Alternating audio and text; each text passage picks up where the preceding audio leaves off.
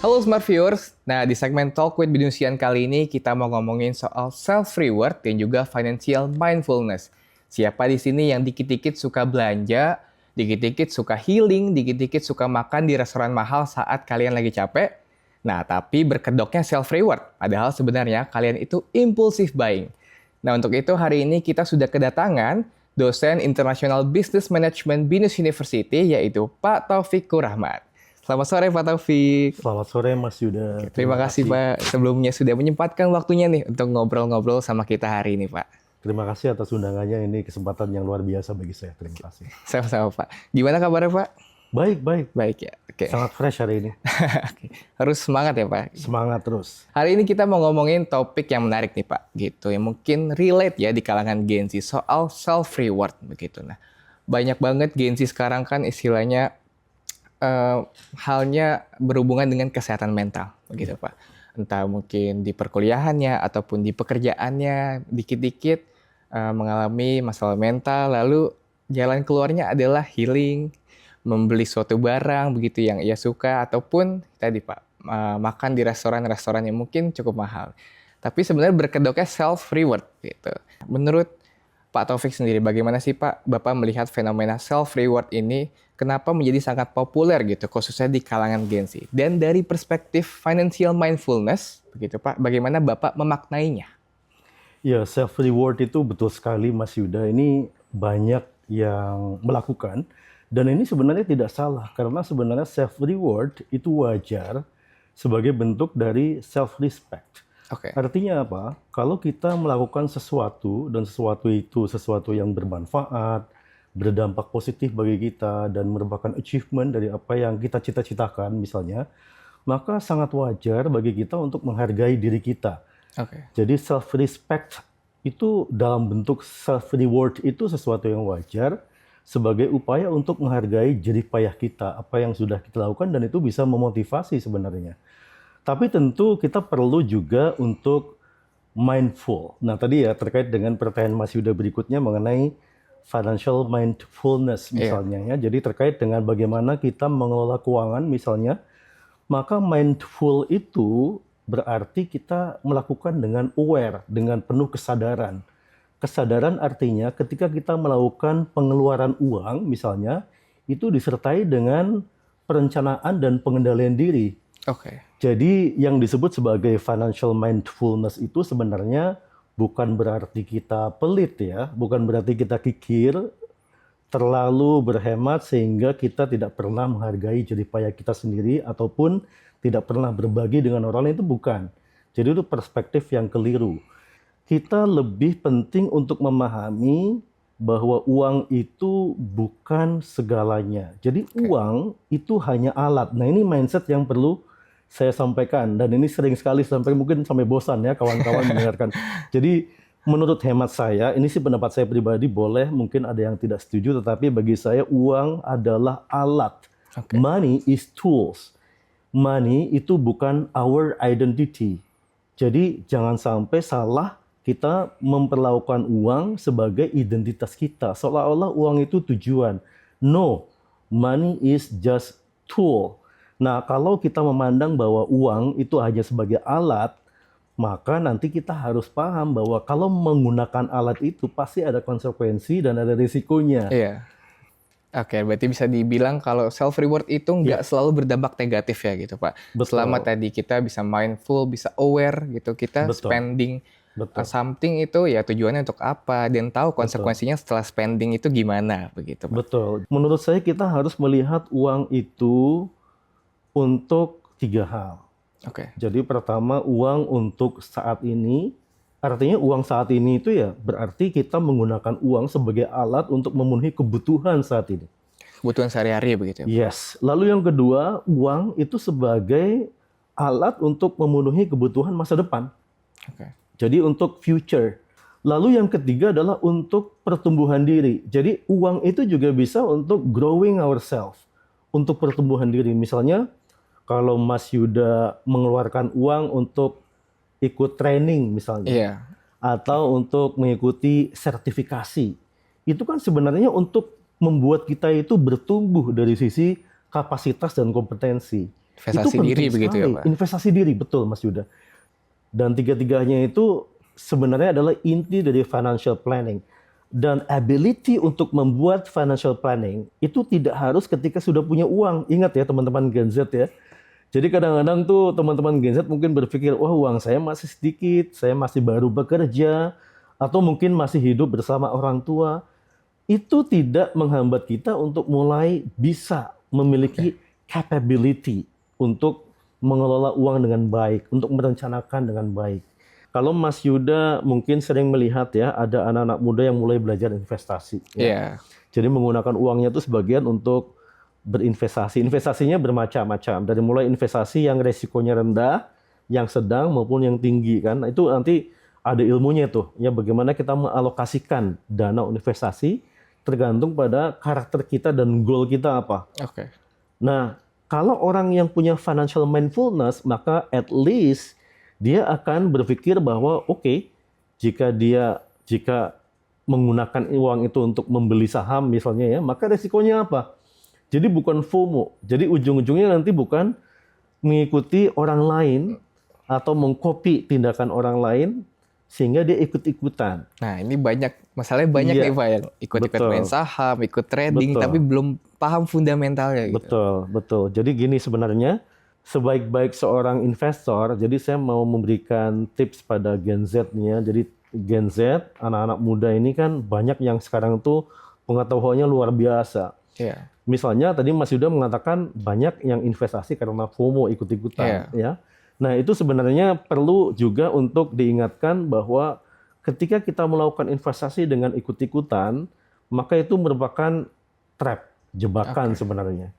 Jadi kalau saya boleh suggest, lakukanlah investasi tapi pahami apa investasi itu, lalu risikonya apa. Jadi pemahaman atas risiko inilah yang paling penting, risk awareness.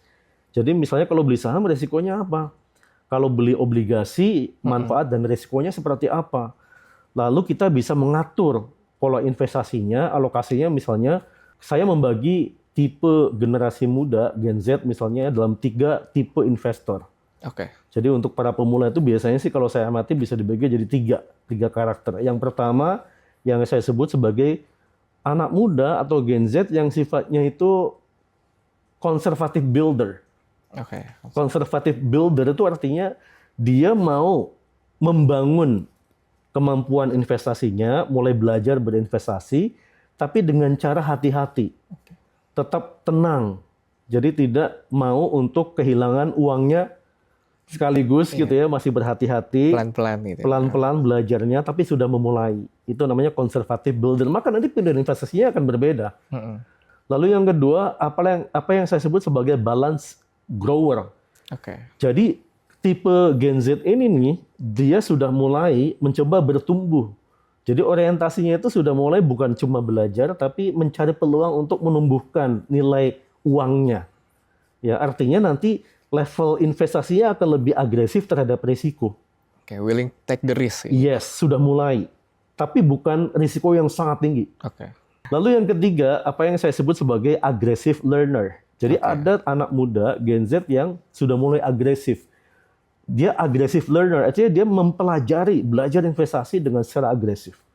Jadi sudah mulai mengenal misalnya instrumen investasi yang risikonya cukup tinggi. Misalnya ada anak-anak muda yang saya amati sudah mulai belajar invest di kripto. Wah. Nah itu udah mulai tuh agresif. Tapi saya sarankan anak-anak muda ya, Gen Z ya, kalau masih usia muda, banyak belajar, artinya kalau saya suggest, maka lebih cenderung kalau untuk teman-teman yang mungkin misalnya nih, Pak, saya belum punya pengetahuan teknis mengenai kripto misalnya, mengenai how to invest in stocks, investasi saham, maka mulai dulu dengan tahapan conservative builder. Oke. Jadi tahapan awal dulu yang risikonya rendah. Contohnya apa tuh Pak? Let's say Mas Yuda punya uang ya, uang itu saya anggap 100% lah dananya ya. Maka alokasi untuk yang risiko rendah berarti sebagian besar, entah itu 50%, 60%, itu taruh pada investasi yang aman. Investasi yang aman artinya yang bisa memaintain nilai pokok uangnya. Nggak turun gitu ya Pak? Yes, nilai uang pokoknya tidak hilang, tapi ada pertambahan sedikit, walaupun tidak agresif ya, tidak tinggi ya. Misalnya kalau Mas Yuda menyimpan uang dalam bentuk deposito ya, bisa Oh ya. deposito itu kan sekarang ada yang bagi hasil, ada yang pakai tingkat bunga ya. Itu tergantung pada preferensi. Oke. Jadi termasuk yang karena apa? Karena kalau simpanan ya sepanjang tidak melampaui batas tertentu di perbankan itu masih dilindungi oleh LPS kan, ada semacam insurance ya. Kalau dikatakan itu terminologinya deposit insurance. Artinya tidak ya kemungkinan untuk hilangnya sangat rendah gitu ya, sangat aman. Lalu baru sisanya let's say 20% sampai 30% itu pada investasi-investasi yang risikonya agak tinggi, yang sedang-sedang. Oke. Ya, misalnya dalam bentuk obligasi. Kalau obligasi negara itu termasuk aman. Ya, misalnya kalau teman-teman membeli surat berharga negara itu termasuk aman. Terjamin gitu Pak returnnya. Iya, karena kan kalau negara ya kemungkinan untuk tidak kembalinya kan sangat kecil ya.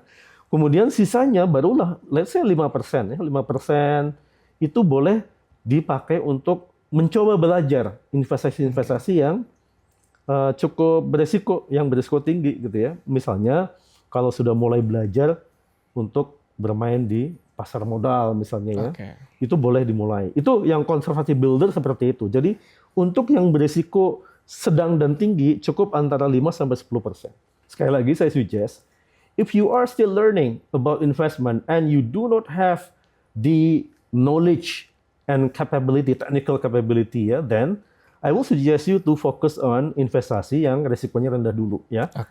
Kalau misalnya nggak yakin, belajar ya, bisa belajar itu kan dari sekali lagi social media, YouTube, atau belajar dari orang-orang atau teman-teman yang berpengalaman ya, atau menyimak acara seperti ini juga bagian dari belajar. That's very important ya, sangat penting untuk Gen Z memulai belajar itu waktunya saat ini ketika teman-teman masih muda. Oke, baik. Nah, Pak Taufik, kita sekarang kembali lagi nih Pak ke self reward tadi. Mungkin boleh jelaskan nih Pak, apa aja sih Pak risikonya, khususnya yang jangka panjang ya Pak, jika kita, terutama Gen Z ya, terus-terusan tadi menerapkan pola self-reward impulsif setiap habis menyelesaikan suatu tugas, atau lagi capek, lagi apa, solusinya adalah beli barang, beli sesuatu. Resikonya apa Pak di jangka panjang? Saya ingin memberikan tips self-reward yang sehat itu seperti apa. Ini penting sekali. Yang pertama, self-reward yang sehat itu harus proporsional dengan usaha. Ya, jadi usaha kita seperti apa levelnya, maka self-reward itu silakan lakukan yang sejalan dengan level usahanya. Misalnya gini, kalau Mas Yuda misalnya kuliah, ya, lalu mengikuti ujian nih, ujian mid semester, final semester, lalu nilainya bagus, itu bisa diberikan self-reward. Tetapi mungkin nanti ukurannya itu berbeda dengan ketika Mas Yuda lulus. Ya, lulus dari kampus gitu ya, misalnya lulus jadi sarjana. Itu kan levelnya berbeda tuh. Karena tingkatannya lebih wah begitu ya. Jadi kita harus bisa mengukur itu self-reward yang sesuai dengan usaha kita. Karena itu akan menjadikan level motivasi kita akan lebih terpacu untuk mencapai sesuatu yang lebih tinggi dan tidak menjebak kita untuk menaruhkan uang sekaligus untuk hal-hal yang sebenarnya kurang signifikan, tapi kita spending too much gitu. Lalu yang kedua, self-reward yang sehat itu adalah self-reward yang membuat hati kita tenang. Jadi kalau misalnya kita nih membuat self-reward, ya misalnya oke, saya mau liburan ke luar negeri ya, jalan-jalan ya, ke luar negeri misalnya traveling. Kalau misalnya self-reward itu dengan traveling membuat kita itu fresh, membuat kita itu tenang, happy ya, setelah pulang kita nggak stres karena kehabisan uang, ya maka itu berarti masih sehat. Ya. Tapi kalau misalnya kita keluarkan uang begitu banyak, lalu pulang-pulang liburan, stres tuh. Wah ini gimana nih nanti untuk membayar tagihan-tagihan misalnya ya? Oh nggak bisa bayar uang kuliah gitu. Berarti itu self rewardnya kurang sehat. Artinya apa? Self reward itu harus masih sesuai dengan goal kita apa.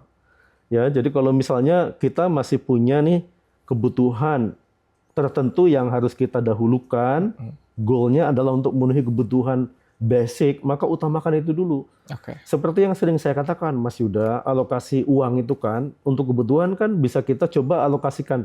Ya misalnya persentase terbesar untuk basic needs ya, kebutuhan-kebutuhan yang paling mendasar ya. Yang Jadi utama mungkin ya, Pak. yes 50 sampai 60% misalnya ya.